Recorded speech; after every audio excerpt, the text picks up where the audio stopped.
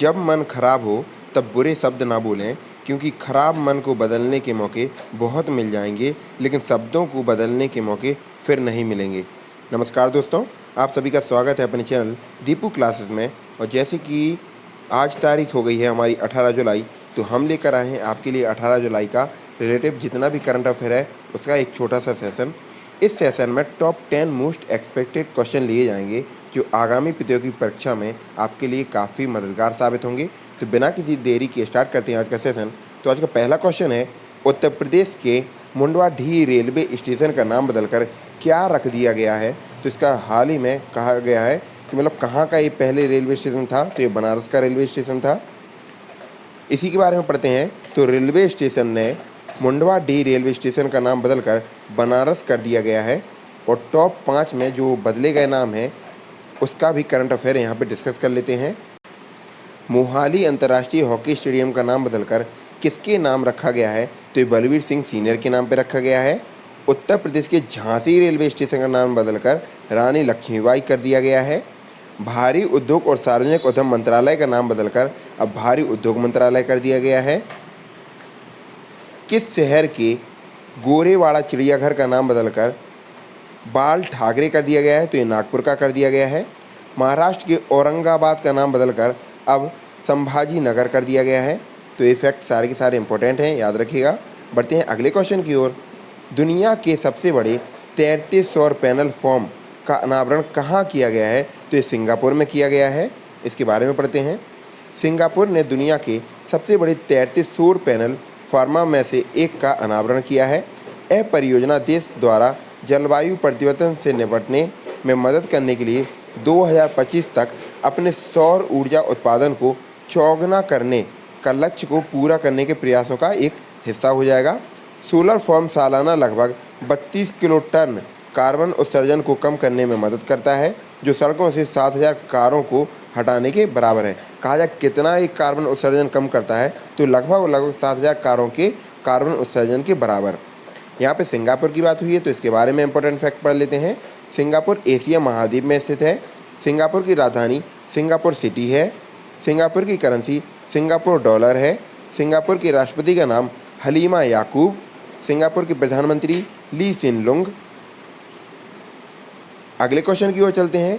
अंतर्राष्ट्रीय न्याय के लिए विश्व दिवस कब मनाया जाता है? तो प्रतिवर्ष 17 जुलाई को अंतर्राष्ट्रीय न्याय के लिए विश्व दिवस मनाया जाता है। इसके बारे में पढ़ते हैं। इस बार की थीम पढ़ते हैं।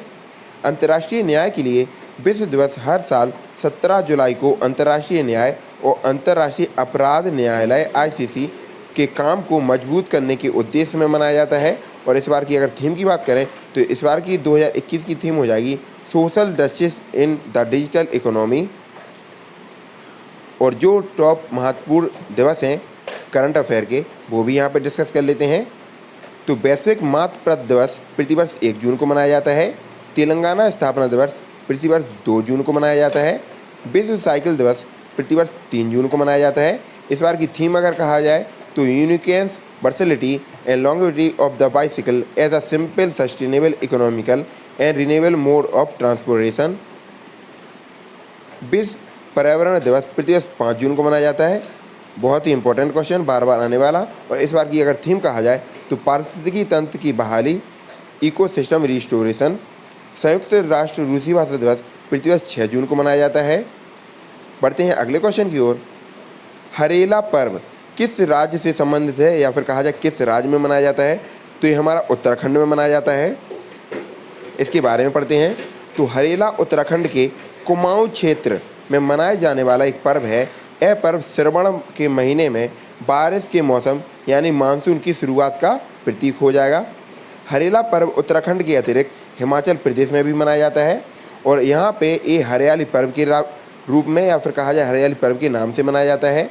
हरियाली या हरेला शब्द पर्यावरण के काफ़ी करीब है। ऐसे में इस दिन सांस्कृतिक आयोजन के साथ ही पौधारोपण यानी कि कहा जाए पौधे लगाए जाते हैं, पौधारोपण भी किया जाता है। इस दिन से किसान अपने खेतों में बुआई का काम भी आरंभ कर देते हैं और यह दिन किसानों के लिए एक शुभ दिन के रूप में माना जाता है। अब जो टॉप 5 पर्व या महोत्सव हैं उनके बारे में भी यहाँ चर्चा कर लेते हैं। सरस राष्ट्रीय क्राफ्ट मेला आयोजन राजस्थान के किस शहर में होता है? तो पहले तो सरस राष्ट्रीय क्राफ्ट मेला राजस्थान में लगता है और कहा जाए राजस्थान में कहाँ, पिंक सिटी यानी कि जयपुर में लगता है। केला महोत्सव का आयोजन किस राज्य में किया जाता है? तो केला महोत्सव का आयोजन बहुत ही ज़्यादा इंपॉर्टेंट यूपी पैट के लिए, यूपी ट्रिपल एससी के लिए उत्तर प्रदेश में मनाया जाता है। 19 मई 2021 को भारतीय हस्तशिल्प और उपहार मेला IHGF का संस्करण शुरू किया गया। तो ये कौन सा संस्करण या कौन सा एडिशन था? तो ये 51वां एडिशन है। जगन्नाथ रथ यात्रा महोत्सव या उत्सव 2021 का आयोजन कहाँ किया गया? तो जगन्नाथपुरी में, और ये कहाँ पे है? हमारा पुरी में है, उड़ीसा में। सूर्य मंदिर जहाँ पे है, कोणार्क है, और ब्लैक पकौड़ा के नाम से जिसे जानते हैं। आषाढ़ी बीज कच्छ नववर्ष किस राज्य में मनाया जाता है? तो कच्छ से हमारा समझ में आ गया होगा, गुजरात में मनाया जाता है। बढ़ते हैं अगले क्वेश्चन की ओर। देश के नए पहले ग्रेन ATM का उद्घाटन कहाँ किया है? तो हाल ही में गुरुग्राम हरियाणा में किया है। इसके बारे में पढ़ते हैं। तो सरकारी राशन वितरण प्रणाली में होने वाली धांधली की शिकायतों को दूर करने के लिए हरियाणा सरकार द्वारा गुरुग्राम के फरुख नगर में बैंक ATM की तर्ज पर एक ग्रेन ATM की शुरुआत की गई। इस ग्रेन ATM का नाम अन्नपूर्ति रखा गया। यह देश का पहला ऐसा ग्रेन ATM होगा। ग्रेन मतलब वही है अपना जो गेहूँ वगैरह रहता है, अनाज, जिससे राशन डिपो पर जाकर कोई भी कार्ड धारक अपने आधार कार्ड या राशन कार्ड की डिटेल दर्ज कर इस मशीन से डिपो पर मिलने वाला राशन प्राप्त कर सकता है। तो काफ़ी इंपॉर्टेंट क्वेश्चन है। यहाँ पे हरियाणा की बात हुई है, तो इसके बारे में पढ़ते हैं। तो हरियाणा की राजधानी चंडीगढ़ है। मुख्यमंत्री मनोहर लाल खट्टर जी हैं जो BJP पार्टी से हैं। गवर्नर बंडारू दत्तात्रेय, मुख्य न्यायाधीश रविशंकर झा। हरियाणा के लोक नृत्य की बात की जाए तो फाग नृत्य, सांग नृत्य, छठी नृत्य, खोरिया नृत्य, धमाल नृत्य, ढफ नृत्य, घूमर या झूमर नृत्य, ये सारे के सारे कहाँ के हैं? हरियाणा के लोक नृत्य हैं। हरियाणा के 5 पड़ोसी राज्य जिसकी सीमा हरियाणा राज्य से लगती है, उत्तर प्रदेश, राजस्थान, पंजाब और हिमाचल प्रदेश, उत्तराखंड। हरियाणा की लोकसभा सीटें 10, राज्यसभा की 5 सीटें हैं और विधानसभा की 90 सीटें हैं। हरियाणा के लोक नृत्य में खेड़ा, धमाल, मजीरा, फाग, सांग, छठी, खोरिया, ये सब यहाँ पे बता दिए गए हैं। राष्ट्रीय उद्यानों में हरियाणा के कलेसर राष्ट्रीय उद्यान, सुल्तानपुर राष्ट्रीय उद्यान प्रमुख हो जाएगा। हरियाणा में कहाँ महाभारत का युद्ध लड़ा गया? तो कुरुक्षेत्र में लड़ा गया, जो कि कहाँ पे है? हरियाणा में है। इंपॉर्टेंट फैक्ट है। हरियाणा के किस शहर को भारत का मिलेनियम शहर कहा जाता है? तो गुरुग्राम को, जिसका पुराना नाम क्या था? गुड़गांव, याद रखिएगा। बढ़ते हैं अगले क्वेश्चन की ओर। दिल्ली सरकार ने रियल टाइम बस ट्रैकिंग सेवा के लिए किस कंपनी के साथ समझौता किया है? तो इसने गूगल के साथ में समझौता किया है। इसके बारे में पढ़ते हैं। तो दिल्ली में अब गूगल पर दिल्ली की DTC और क्लस्टर बसों की लोकेशन मिल सकेगी। उपयोगकर्ता को गूगल प्लेटफॉर्म पर बसों के वास्तविक समय में मार्ग, सभी बस स्टॉप, आगमन और प्रस्थान का समय, ये सभी के सभी प्रदर्शित होंगे। अब यात्री गूगल मैप्स पर बसों की लोकेशन और रूट भी ट्रैक कर पाएंगे। यहाँ पे गूगल की बात हुई है तो गूगल कंपनी के बारे में समझ लीजिए।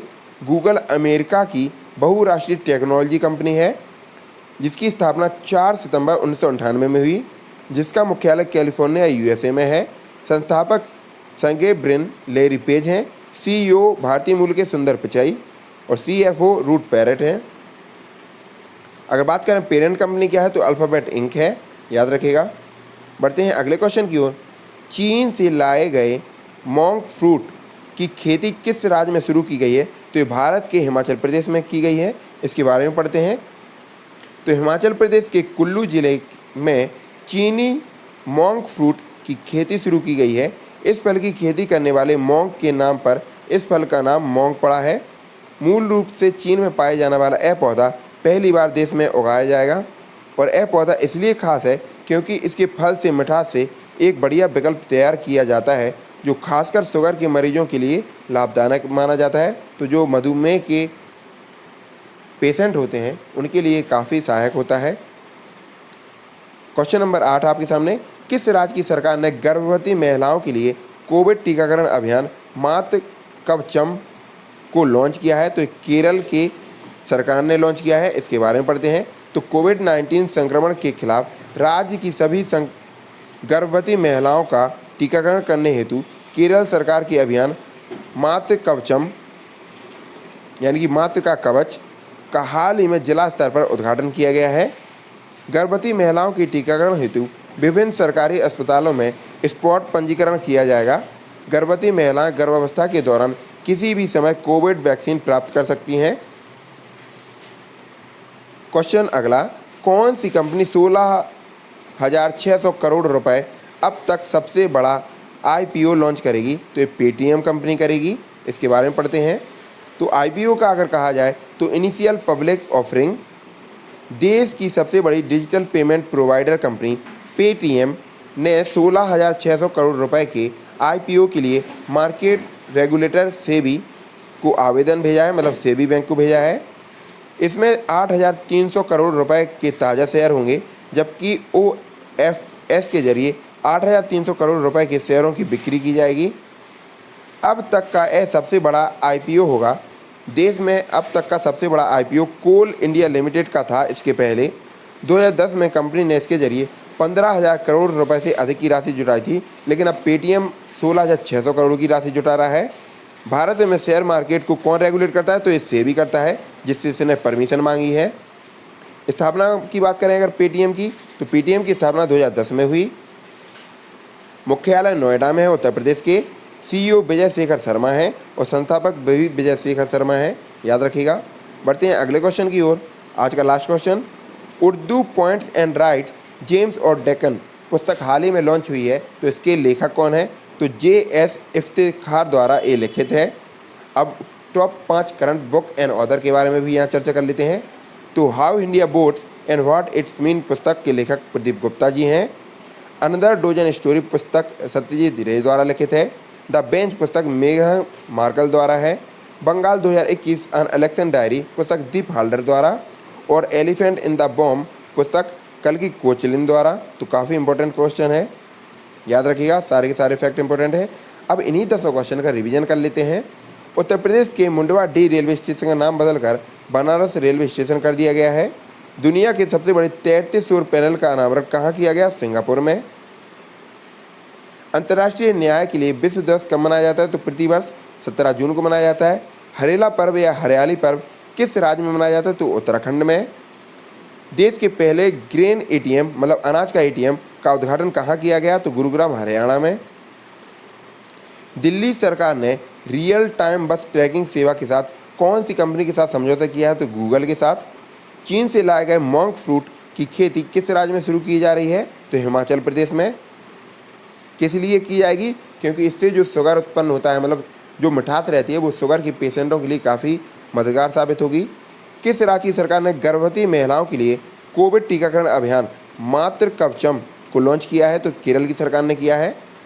कौन सी कंपनी 16,600 करोड़ रुपए की अब तक की सबसे बड़ा आईपीओ लॉन्च करेगी? तो एक पेटीएम करेगी। उसके लिए इसने सेबी को मतलब परमिशन मांगी है। Urdu points and rights James of Deccan पुस्तक हाल ही में लॉन्च हुई है। इसके लेखक कौन है? तो जे.एस. इफ्तिखार द्वारा यह लिखित है। तो ये था हमारा करंट का छोटा सा सेशन। आशा करते हैं चीज़ें स्पष्ट हुई होंगी।